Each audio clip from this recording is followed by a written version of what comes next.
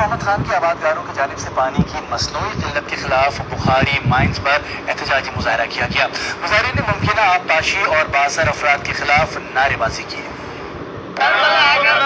پانی چوری کرے ٹنڈو محمد خان میں 70 موری کے قریب بخاری مائنز کے آبادگاروں کی جانب سے احتجاجی مظاہرہ کیا گیا۔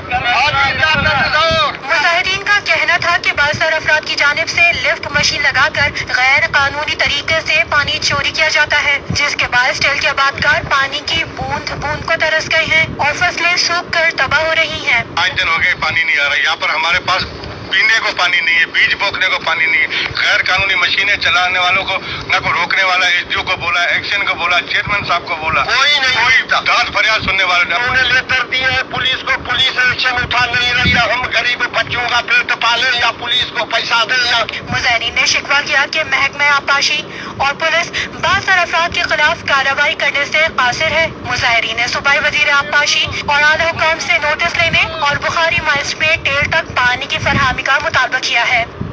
سانگھڑ سے خبر شامل کریں گے۔